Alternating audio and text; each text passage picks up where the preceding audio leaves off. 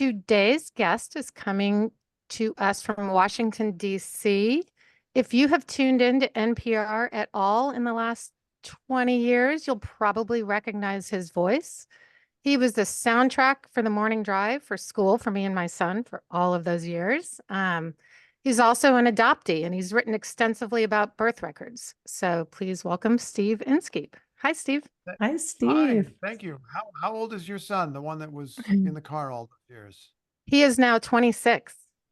Oh, cool. That is awesome. That's And awesome. Yeah. I So, I only, mean, yeah, it was like elementary school. So like, I first got you. grade. And That's we awesome. StoryCorps on Friday mornings was always StoryCorps. like, as I dropped Oh, him did off. Yeah. StoryCorps make you cry? Always, Yes, every time. Yeah. always. Yeah. And I I mean, only it's, know about you from Sarah because we met when our boys were in the third grade and she would tell me about StoryCorps and listening to Morning Oh, Edition. And so that's wonderful. we're both sort of super fans. That's great. Well, thank you. Thank you. So Steve, we're creating here at Adoption the Making of Me an oral history of adoptees. Okay, so long-term adoptee stories. Yeah. adoptee Sorry. stories. So everybody has their story long term. We just kind of, before we dig into birth records, and you've done some amazing articles, what are would you like to tell your story a little bit, and how would you like to Sure. tell Well, it? Okay. yeah, I guess so. I mean, I'm from Indiana. I was born in 1968. And in terms of adoption, as anybody listening to this podcast probably knows, this is the era of closed adoptions, Mm-hmm. or the baby scoop era, as people describe, because there were just a lot of adoptions. And in fact, in doing some research on this, I learned that 1968 was one of the absolute peak years. That's So I also was my born. year. So I Oh, guess, really? yeah, Wow. yeah. Wow. We're Okay. Well, both in we've that got that in era. common. Online 68. fist bump. Um, anyway, I mean, it's kind of cool when you start thinking about it. It is this year that is famous for a million other events in history, Yeah. and it also is a moment of personal history for me. Um, and I was born in Indianapolis.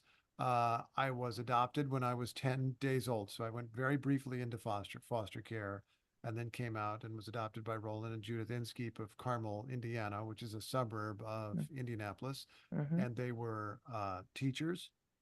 My mom is still with us. My dad was also a coach as well as a teacher. And I became one of three brothers. My older brother was also adopted. And then my parents had a kid through childbirth, which is such a common Yes. experience. I So guess that was probably. post you, Yes, yes, yes, exactly. yes. I had Exactly. some And so similar thing happen. So, there you go. Mm-hmm. Something similar happened in my family that I have now, as a matter of fact. It's just a really kind of normal thing. And we could probably tell lots of jokes about why that is. But in any case, um, that's the simple story. And I knew very little more. Uh, it was always part of my identity. It was something that I would tell other kids, like that didn't have to know. I looked close enough probably to my family that nobody would wonder. Which I know is not true for a lot of adoptees, but it was in my case. Nevertheless, I would bring it up. I It would was talk like about your it. badge of honor or Yeah, or something like. something. Yeah, that's a great way to put it. But I didn't really have a story, and people would ask, kids would ask, "Do you want to find your birth parents or your real parents, or however they would phrase it?" You know how people are, Mm-hmm. mhm. and they're kids, so they don't know any better. It's fine. But I would say no, and I would be sincere about that. I was comfortable in my family. I didn't feel alienated in my family. I was a little bit of a problematic kid growing up, a little socially awkward kid who didn't always get along with people, but I didn't associate that in some way with being adopted, nor could I really tell you today that it has anything to do with being adopted. So it was something that was part of my identity, but I'd been told that I could never know the story.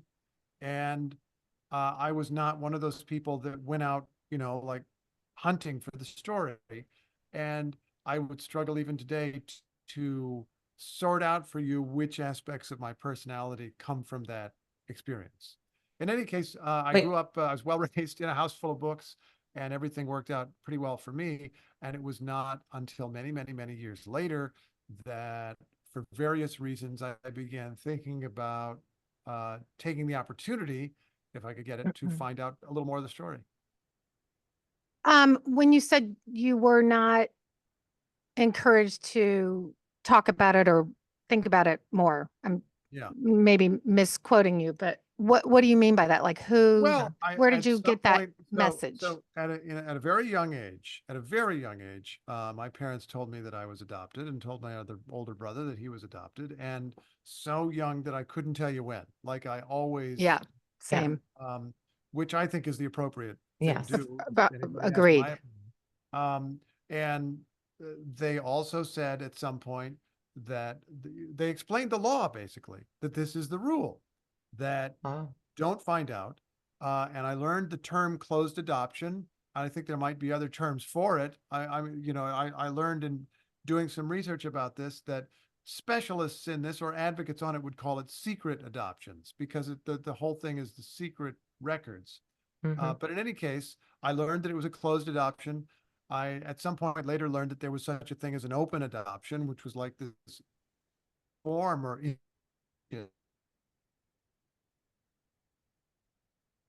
um, sure at that very young age that we even went very much into why it would be so. I think that actually I figured out that this would have happened because it seemed better for all. Of course, in more recent times, I've looked at the history of this, but on some level, you can understand how in mid, and it just seems sensible to them because that is the way that you're supposed to live your life, and that people do it in movies and other things. That's just like we're not talk about this unpleasantness. So I'm gonna So see. our faces have frozen, and so I'm worried that you're not Yes, catching me Right. anymore. Your it face froze. is So, frozen too. okay, pause for a second. Yeah. Yeah. So I was in the middle of saying, I don't recall being given elaborate reasons why this was the rule. It just was. It was the Hmm. rule.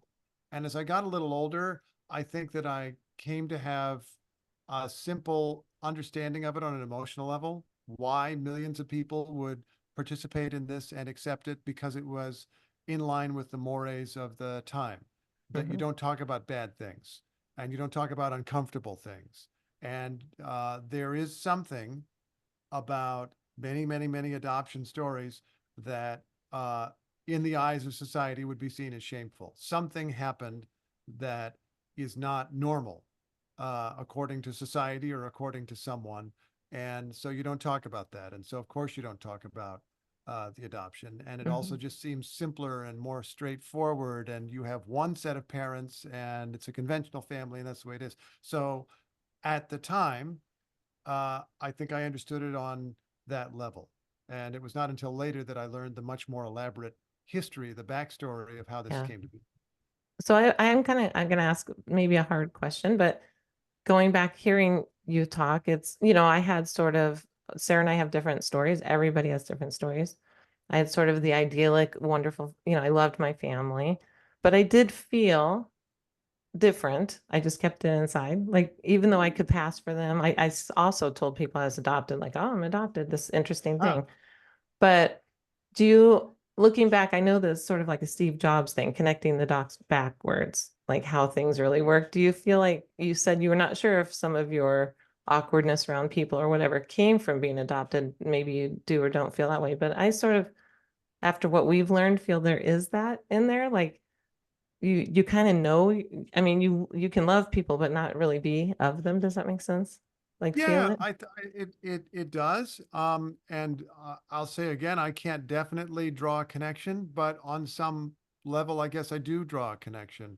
I have often in my life and in my work, honestly, felt that I related to the person who wasn't understood, Hmm. or related to the person who was on the outside, Yeah. or the person who lost, and or the person who was in the minority, and maybe there's some connection there. Yeah. I mean, I mean, I guess some people do believe we could be considered a marginalized community in some aspects, right? And we're only what, 2% of the population? Sure, sure. And of So, course, we're in all parts of society, and we could go on all day about that identity. I mean, all of us have many, many, many, many different identities, Hmm. uh, mhm. but this is one of them for a lot of us. Yeah, it's interesting about the underdog. Like I do think there's some of that. A lot of adoptees we speak to, they want to help and rescue children, animals, root for the underdog. I mean, this is very Yeah. sort of that tale. Yeah. So, Well, so we're reading a book right now. I'm not sure if you've read it. It's Gretchen Sisson's book, Relinquish: The Politics of Adoption and the Privilege of American Motherhood. Mhm. Some of her research is pretty astounding. She covers open adoptions essentially between 2000 and 2020. So I'm just going to give you a little bit of numbers that I found really shocking. Go for it.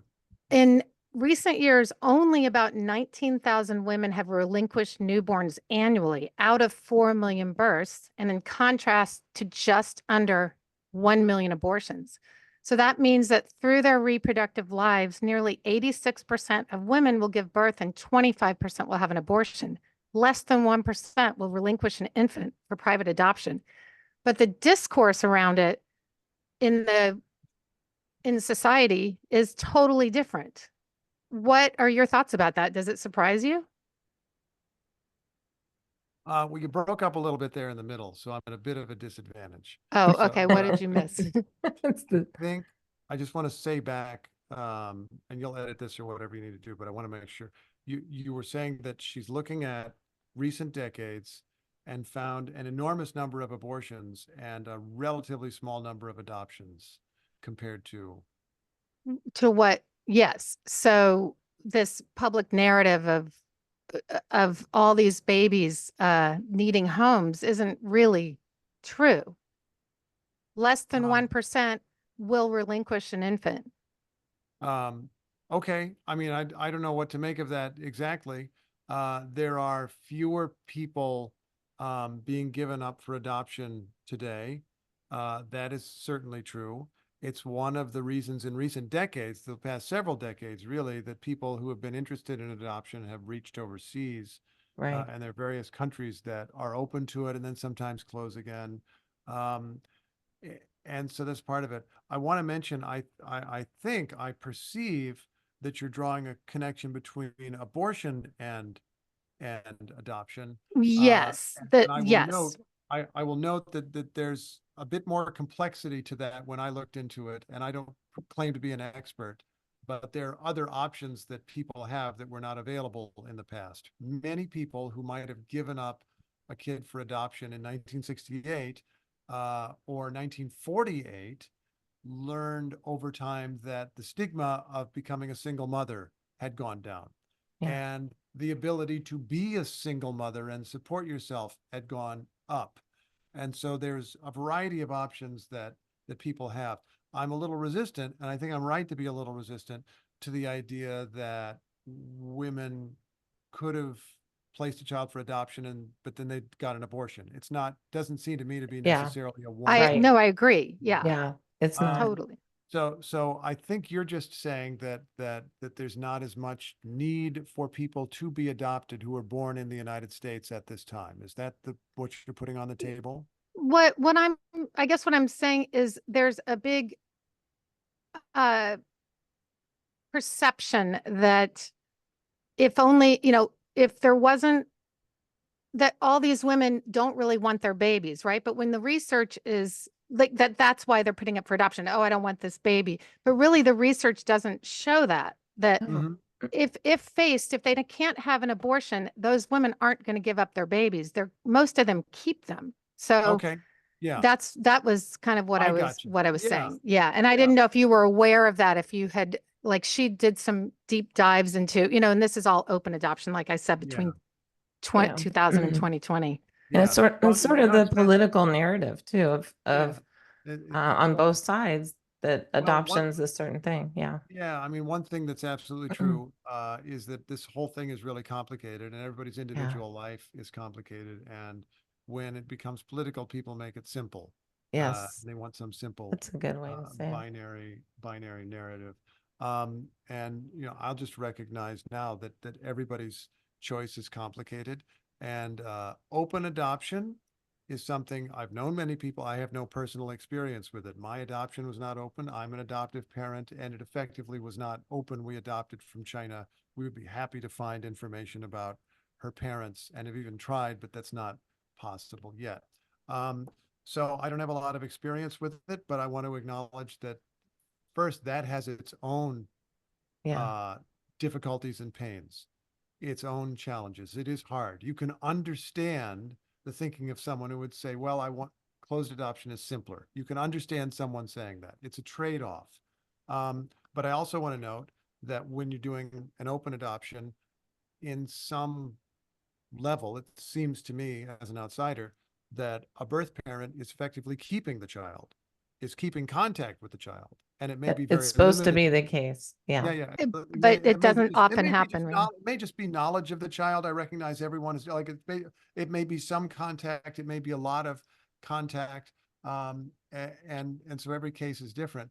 But in a sense, you're saying I am keeping my link to this child while recognizing that I cannot parent in the conventional sense. It's a different kind of choice.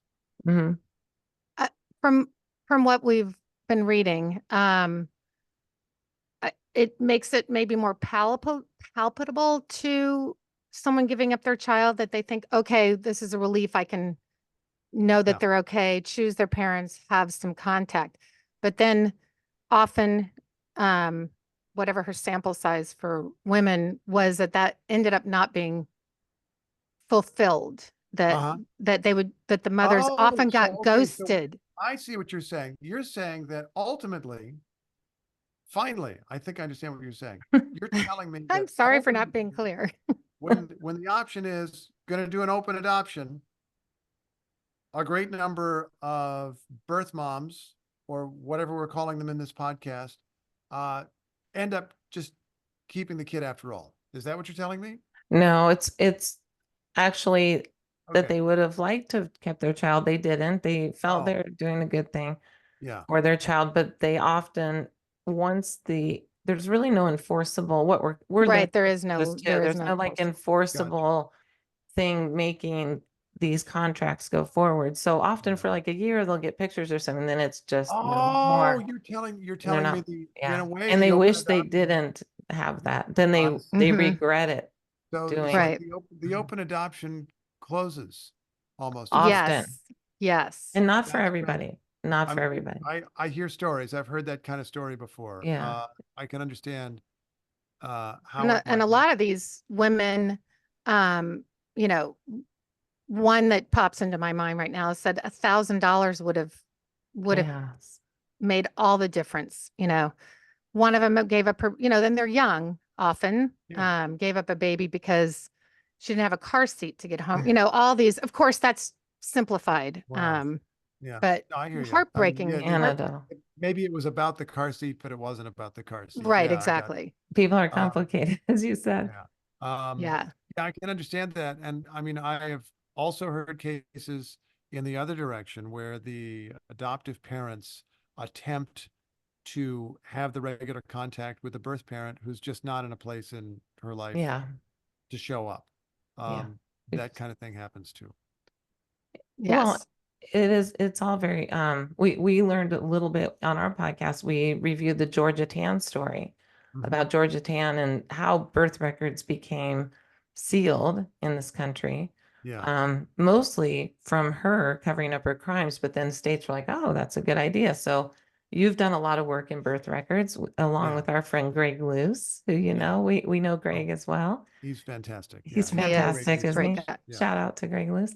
Yeah. I mean, So in your 2021 New York Times article that we read, you cited that you were pretty angry once you found out what had been kept from you, your yeah. information. And Yeah.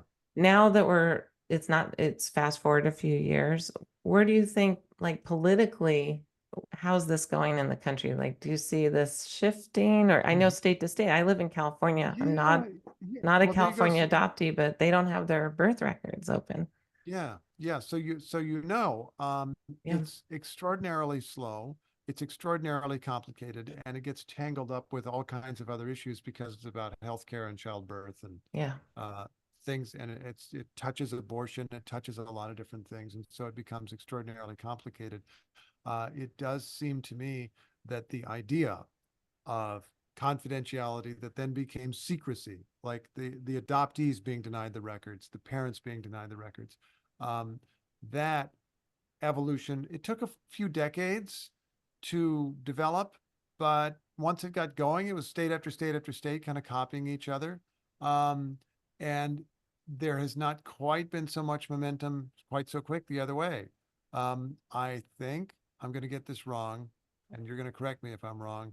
I think Oregon was the first to, I do think Oregon might have yeah, been the yeah. first. Uh, It was so like somewhere 40, strange too, like so yeah, Tennessee so or like something. 48 states Kansas. had secrecy. Kansas.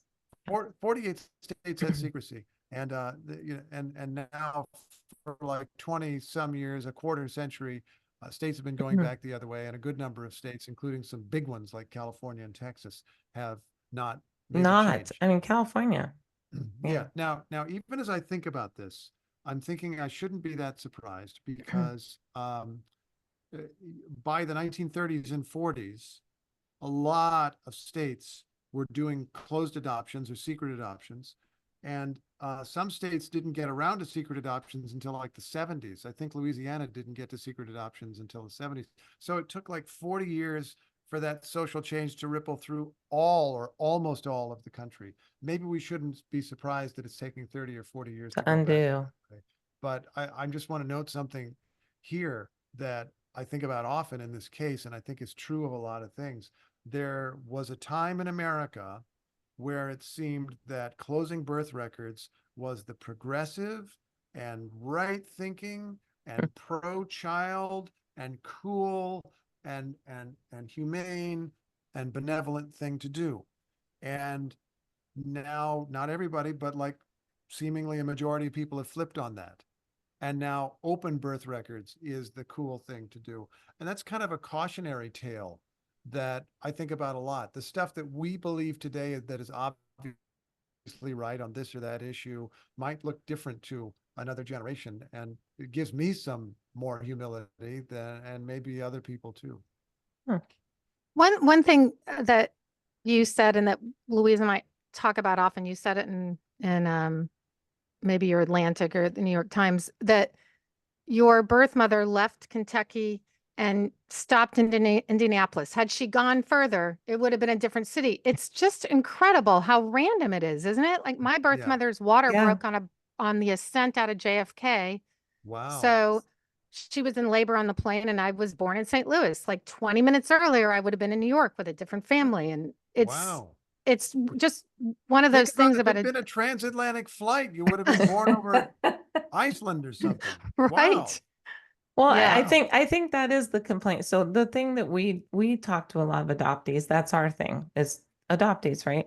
So I think the thing that why it's swinging the other way, why people want it open, because I do think it is a strange for a lot of adoptees. I'm not going to say all adoptees, but for many adoptees, you do feel a sense of, you know, people are like, well, you don't need to know your past, but we love our Irish family and we're from this and 3 lines of this and my great grandmother, but why do you need to know? Right? This kind of thing.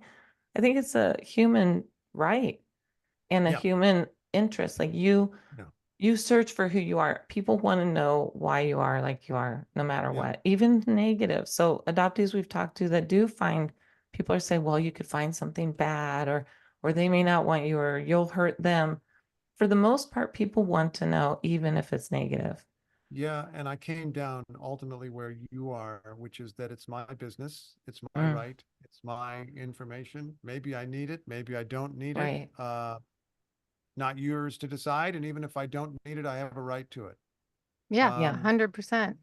You know, and that's Health the way reasons I mean, for alone. health reasons, right? Like think of Yeah. all the deaths that could have been prevented just having access Yeah. to medical records. Yeah. It's a Yeah. basic And human right. yeah, it's basic for a lot of people. Once in a while, you do read the case of someone who got cancer or something else that the information might have been helpful to them or even saved their lives. But you know, in the end, I came to think I don't actually. It's not my job to give a reason why I want the Right. information. Yeah, I if like the that. state wants to take my information, they can come and try to justify that to me. They can go give Let their them do reason. it. Yeah, I don't have to. We didn't have any say in this, right? Like, Yeah, yeah, it's um, true. It's yeah, true. we had no say. No, and I would add, I mean, there are people who even today will say, listen, that's the way that it was then, and there's a birth mother, and she expected confidentiality, and I think it's reasonable to believe that some birth mothers did, but there also were a lot of birth mothers that were told this is the way it is and must be. These are the Right. rules. And Especially during the baby scoop era, right? Yeah, It yeah, was a very punishing time for women yeah, and yeah, absolutely. shameful time. And yes. Yeah, yeah, And anecdotally, from just the people we've talked to and been on groups with or interview, most birth mothers also want to know that their child was okay. Or yeah, they, yeah, there are some who don't want contact and they're very heavily trauma, and that's also out of trauma and shame. yeah, yeah. So many of them don't go on to have other children. It's very big what they went through. So Yeah. yeah. have you met your birth mother? Is that, No, in the Atlantic article, I write a little bit about this. yeah, I say in the article that I sent a letter.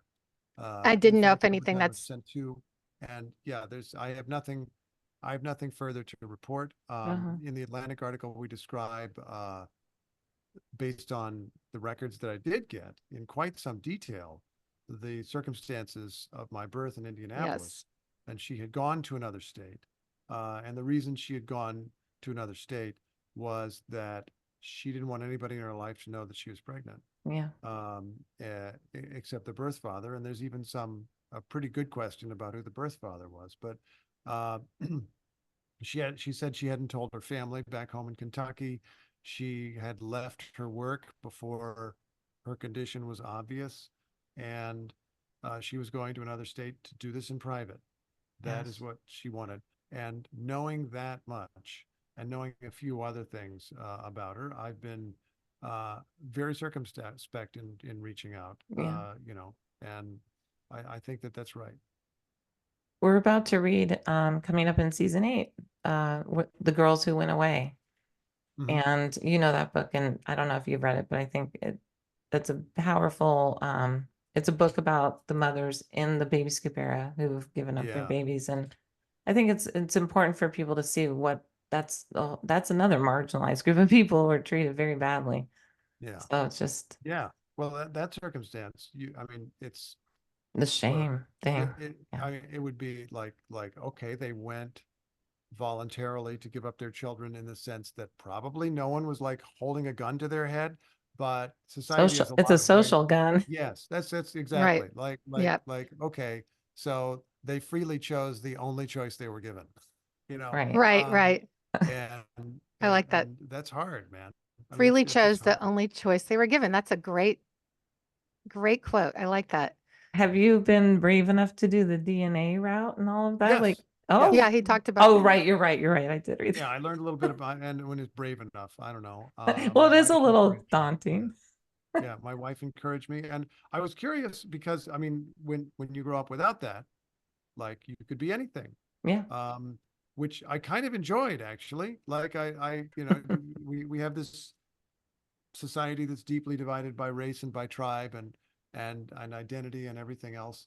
And there's some level that you tell yourself you're floating above that. Now, I recognize also, no, actually, like I'm a white guy, and that's the way, like, because society decides that for you, right? Like most people don't get to choose. Some people get to choose, but most people don't. Like society's going to treat me like a white guy.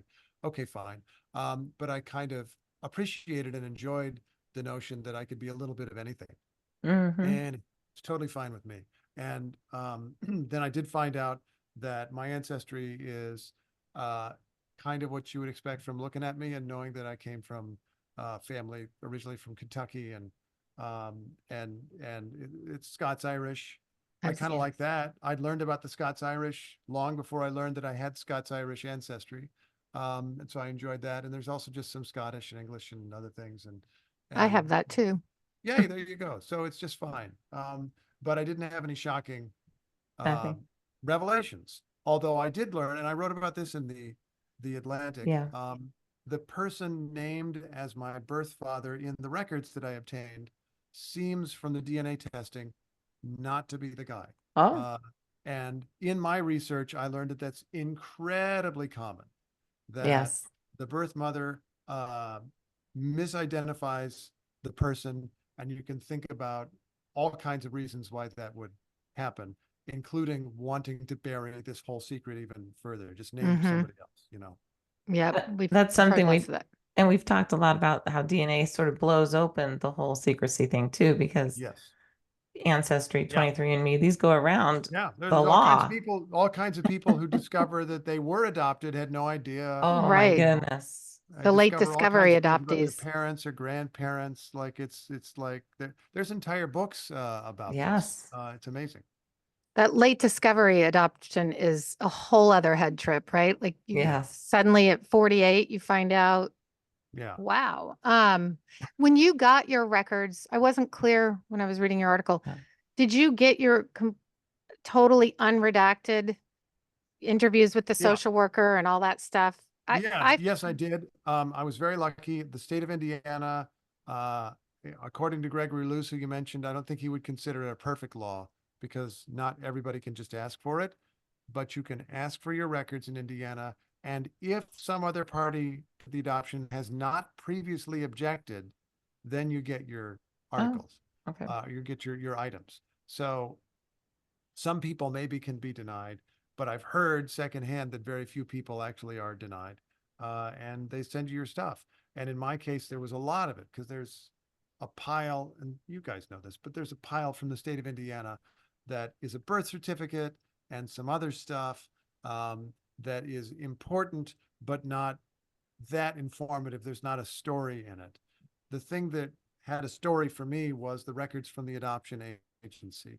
And that's where there were long typed notes of meetings social workers had with my birth mother and a great deal of other information, and also really touching things like this piece of kind of waxed paper that had my little baby footprint on it and fingerprints of my birth mother. And so that was really powerful stuff. The narratives from the social workers were especially powerful.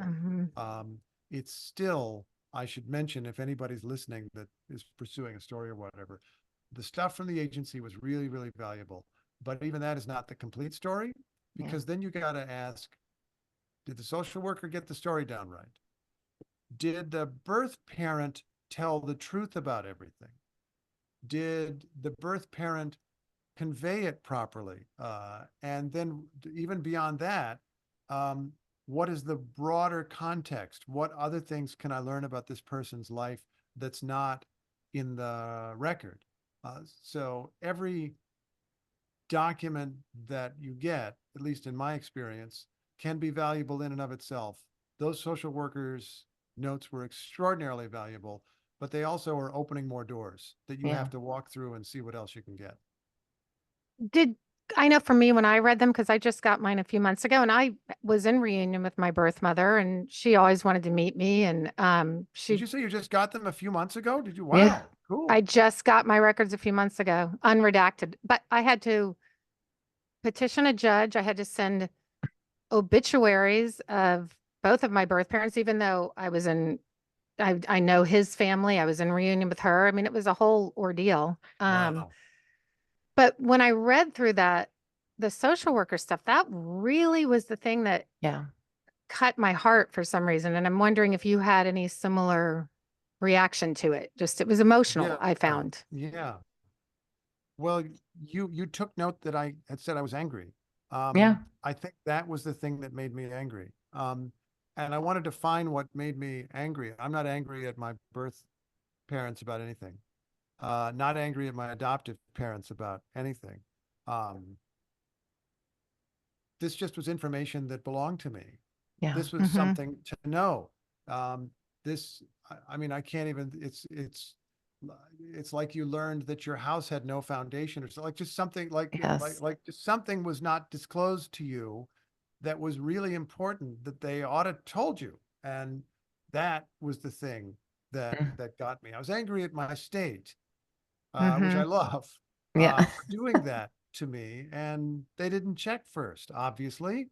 And I'm sure whoever passed that law in 1941 thought they were doing the right thing at the time, but it was the wrong thing in my opinion. Yeah. Agreed. I don't have my unredacted records, but I have letters from my birth mother. She had died when I was a little girl, but Oh, I'm sorry. thank you. But I have letters from her from after that time and what she went through. And it is funny to find out about yourself as this baby and where you were and who you were and these things happening. And then you're in your 50s going, it messes with your mind. It can be a very big. It is, and this is an overused word. I realize that, but I mean that pre-verbal trauma, right? That I don't think one can deny that there isn't trauma to be taken from your mother, whatever that, I mean, maybe you can deny that, but I mean, it's pre-verbal. It's you attach to that person that gave birth to you. And so all these years later, when it finally, for me and Louise, I didn't even think about it. I mean, I went and found my birth mother once I had my son, but I still didn't connect any of the dots of my own life until we started doing this podcast and realizing some of the things about my own, working backwards, as Louise said. Anyway, it's so complex and deep, and everybody has a different path with it and different feelings about it. I love that detail that you found your birth mother once you had your son. I hear that from a lot of people, that becoming a parent is the thing that drives them into the past, into their own. And that's sort of from what you and wrote. that first connection, that first DNA connection, right? That you're looking at, you didn't have those mirrors. I mean, even if you kind of could pass as your adoptive parents' kids, you don't have a mirror. So seeing that to me was profound and made me go, well, he needs to know my story. Even if I didn't connect to needing to know my story, he needs to know my story. Like you said in your Atlantic article that when you were adopting, the social worker told you, right? Try to find your story. It'll be useful to your child. Yes. I didn't get how. I'm still not sure how. Well, because you're finding who you are, and she's seen the lesson that I can also find who I am. That's why, because I think the shame of disappointing our parents holds us back from a lot of things. Maybe for your daughter, for Sarah, for myself, I didn't want to disappoint my parents, but I was super curious. My family found me, but when I had my son, I mean, my mind was blown, right? You have this child. All of a sudden I'm thinking, someone went through this to give me away, what I'm going through now. Like, it, but when you're going through it, it's a whole different ballgame. So that's probably why. So, that it's an open thing for you all. It's not easy, any of this. It's complicated. It is a complicated situation, adoption in general. Yeah. Well, this has been great. I really appreciate you coming on and talking to us. And it took, we definitely pursued you, didn't we? That's okay. That's okay. I'm glad that it worked out. I didn't give you any yes, no answers either. So you sure didn't. We were like nervous about that when you told us. I mean, I didn't expect that from you.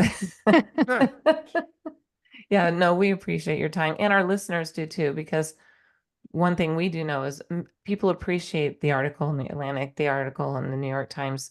When people like yourself even bring up the issues, it opens it up for bigger issues. This is part of it too for us in the community. Yeah. I mean, it is, we have our platform, our job, our mission really is to just let every adoptee come on and tell their story. I mean, that's really, we provide a space for that, but it also kind of ends up going deeper and we have a bit of a platform at this point. So it is nice to have, growing, getting there. Good. Yeah. Thank you. Thank you very much. Okay. All right. Well, thanks, guys. I've enjoyed this conversation. You've got what you need then? We do. Thank you. All right. Okay. Now we're going to talk about you behind. Maybe I'll run into you at some other public radio event sometime. Well, we have our, your Ari Shapiro is coming here next month for our big Invite him gala on the podcast. See what he's got to say.